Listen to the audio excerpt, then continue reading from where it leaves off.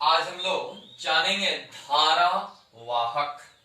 धारावाहक के संबंध में आज हम एक वीडियो तैयार कर रहे हैं।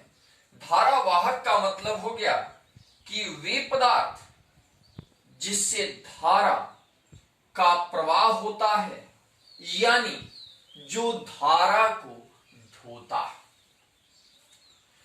मुझे इस तरह प्रकार के वीडियो बनाने का सिर्फ और केवल सिर्फ एक उद्देश्य है कि हमारे अपने विद्यार्थी जितने हैं वे लाभान्वित हो सके, साथ ही साथ अगर किसी अन्य को भी इसका लाभ मिले तो हमें पहुंचाना चाहिए। मेरा उद्देश्य ये नहीं है कि इसको व्यवसायीकरण किया जाए। धारावाहक, करंट कैरेज, इस वाहक शब्द का अर्थ होता है, वाहक नहीं, वाहक शब्द का अर्थ होता है कि ढोने वाला, कैरियर्स। जो जैसे देखिएगा आप लोगों को ट्रक पर लिखा होता है गुड्स कैरियर, यानी माल ढोने वाला, तो ये आज है धारावाहक, यानी धारा को ढोने वाला। मुझे ये इसलिए बताना पड़ रहा है कि हम लोगों के दिमाग में एक भ्रम बैठ जाता है कि धारा का प्रवाह सिर्फ और केवल सिर्फ चालक से ही होता है। इसीलिए इस टॉपिक को हमने वैसे बिंदु का चयन किया है जहां हम लोग थोड़ा सा इसकी अवधारणा न जानने के कारण थोड़ा विचलित होते हैं। अतः इस गैप को पाटने के लिए, इस अंतराल को पाटने के लिए हम आपको बताने जा रहे हैं। अब धारावाहक का अर्थ आपको समझ में आ गया होगा कि वे पदार्थ जो धारा का वहन करते हैं, जो धारा को ढोते हैं।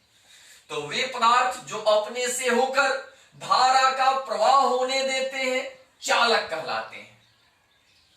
या वे पदार्थ जिनमें मुक्त इलेक्ट्रॉन पाया जाता है, चालक कहलाते हैं। अब धारा प्रवाह के सर आप कहिएगा कि हेडिंग आपने बनाया धारावाहक और नीचे बता रहे हैं चालक। तो देखिए बाबू, अब यहां धारा प्रवाह के पहले शर्त, यानी धारा का प्रवाह तभी हो सकता है जब देखिए यहां चालक के दोनों शीर्षों पर विभवांतर हो। जैसे ये पतला चालक तार हो गया और इधर 8 वोल्ट शीर्ष 1 है और ये शीर्ष 2 है और ये 5 वोल्ट, तो इसका मतलब कि इनके बीच 8 वोल्ट और 5 वोल्ट के बीच अंतराल है। इसका मतलब कि यहां धारा का प्रवाह होगा। अब धारावाहक की उपस्थिति, अब धारावाहक का मतलब कि वे पदार्थ जो धारा का वहन करते हैं, जो धारा को ढोते हैं। तो इसको जब वर्गीकृत करेंगे तो देखिए क्या है, current carriers in solid conductor, यानी ठोस चालक में धारावाहक, ठोस चालक में धारावाहक, current carriers in solid conductor, जिसमें मुक्त इलेक्ट्रॉन पाए जाते हैं। यानी चालक की परिभाषा है कि वे पदार्थ जिनमें मुक्त इलेक्ट्रॉन पाए जाते हैं, यानी ठोस तो चालक जो है जिसमें मुक्त इलेक्ट्रॉन पाया जाता है, यानी ठोस में भी वे पदार्थ जिनमें मुक्त इलेक्ट्रॉन पाया जाता है, वे पदार्थ जो है वो करंट कैरियर हैं, वे वाहक हैं। ठोस चालक में धारावाहक, यानी ठोस में धारावाहक वे पदार्थ हैं जिनमें मुक्त इलेक्ट्रॉन होता है। द्रव में धारावाहक वे होते हैं जिनमें संबद्ध इलेक्ट्रॉन की उपस्थिति होती है। जो आपको परावैद्युत में पता होगा कि वे पदार्थ जिनमें स्वतंत्र इलेक्ट्रॉन तो नहीं पाए जाते परंतु संबद्ध इलेक्ट्रॉन पाया जाता है, कंसर्निंग इलेक्ट्रॉन पाया जाता है, तो उसको कहते हैं परावैद्युत। वही परावैद्युत करंट कैरियर बन जाता है द्रव के रूप में। यानी आप समझे होंगे बाबू कि ठोस में धारावाहक वे पदार्थ हैं जिनमें मुक्त इलेक्ट्रॉन की उपस्थिति है और द्रव में धारावाहक वे हैं जिनमें संबद्ध इलेक्ट्रॉन की उपस्थिति है। और गैसों में भी धारावाहक होता है, अन्यथा वान डी ग्राफ जनरेटर सिद्धांत गलत हो जाता। यानी गैसों में भी धारा की धारावाहक पाया जाता है, लेकिन इसका शर्त होता है कि गैस में धारा का वहन तब होता है जब गैसों का दाब निम्न हो जाता है। गैसों का प्रेशर निम्न हो जाता है, तभी तो वायुमंडल के क्षोभ मंडल, समताप मंडल और ओजोन मंडल के बाहर मंडल पाया जाता है आयन मंडल, जहां संचार तरंगों की उपस्थिति होती है, जहां विद्युत चुंबकीय तरंगों की उपस्थिति होती है, क्योंकि वहां वायु दाब कम हो जाता है। और जब दाब कम होगा तो उस गैसों में भी संबद्ध इलेक्ट्रॉन हो जाते हैं, जिसके कारण उनमें चालकता का गुण आ जाता है और वो भी करंट कैरियर, धारावाहक बन जाते हैं। आइए धारावाहक को एक नजर में पहले देखिए। धारावाहक वे पदार्थ जो धारा का वहन करते हैं वे धारावाहक कहलाते हैं। अब धारावाहक तीन रूपों में बांटकर हम पढ़ेंगे। ठोस के रूप में धारावाहक, तो ठोस में वे पदार्थ जिनमें मुक्त इलेक्ट्रॉन पाया जाता है वे धारावाहक होते हैं। द्रव के रूप में धारावाहक, वे द्रव जिनमें संबद्ध इलेक्ट्रॉन पाया जाता है वे करंट कैरियर, धारावाहक होते हैं। साथ ही साथ गैसों में भी धारा वहन की क्षमता होती है, लेकिन इसका कंडीशन होता है कि जब दाब निम्न होगा तो निम्न दाब पर ही धारा का प्रवाह संभव है। इसी का उदाहरण है आयन मंडल।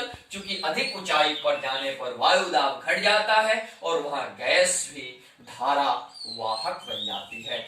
उम्मीद है कि आपने धारावाहक को समझा होगा। उसके बाद विद्युत धारा एक अदिश राशि।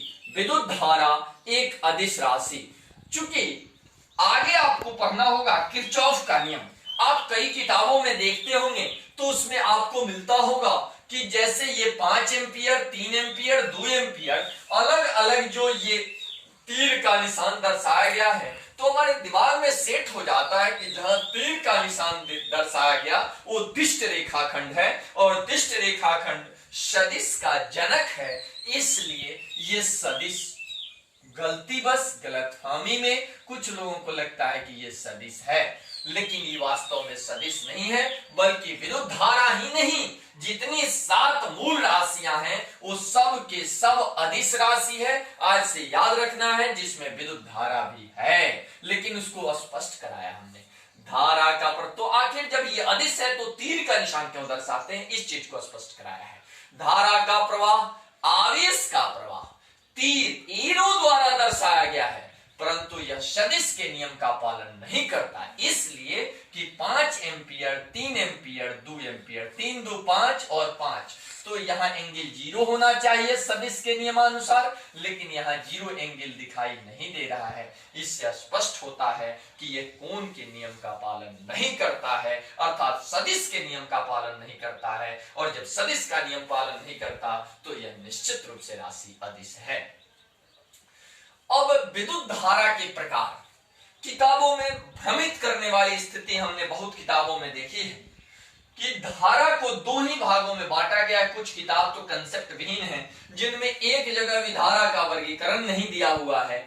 और यहां विद्युत धारा के प्रकार, टाइप्स ऑफ इलेक्ट्रिकल करंट, उसको 2 प्रकार से बांटा जाता है। प्रत्यक्ष धारा या दिष्ट धारा, जिसको अंग्रेजी में डायरेक्ट करंट कहते हैं, और दूसरा अप्रत्यक्ष धारा, प्रत्यावर्ती धारा या विकल्प धारा, जिसको अल्टरनेटिव करंट कहते हैं। अब इस दिष्ट धारा को 2 भागों में बांटते हैं, एक को कहते हैं सतत धारा और दूसरे कहते हैं परिवर्तनशील धारा, यानी एसटीडी करंट और वैरिंग करंट। अप्रत्यक्ष धारा और दिष्ट धारा क्या है? यदि किसी धारा का परिमाण, यदि किसी धारा का परिमाण दिशा, देखिए वो कौन कौन फिजिकल क्वांटिटी है? दिशा, पहला क्या है? दिशा, और दूसरा क्या है? समयांतराल। पहला क्या है? दिशा, और दूसरा है समयांतराल। यानी दिशा और समयांतराल के अनुरूप न बदले, यानी इस पर दिशा का और समयांतराल का कोई प्रभाव न हो, तो इसे दिष्ट धारा कहते हैं। A direct current is one whose magnitude does not change with time and direction is called DC। ठीक वही चीज याद करना कितना सहज है, केवल does not यहां से हटा दिया, यानी किसी धारा का परिमाण दिशा एवं समयांतराल के अनुरूप बदलता रहे तो इसे विकल्प धारा कहते हैं। यानी जो न बदले, दिशा और समयांतराल के अनुरूप न बदले वो दिष्ट धारा, और जो बदल जाए ओ एसी करंट, प्रत्यावर्ती धारा, अप्रत्यक्ष धारा या विकल्प धारा।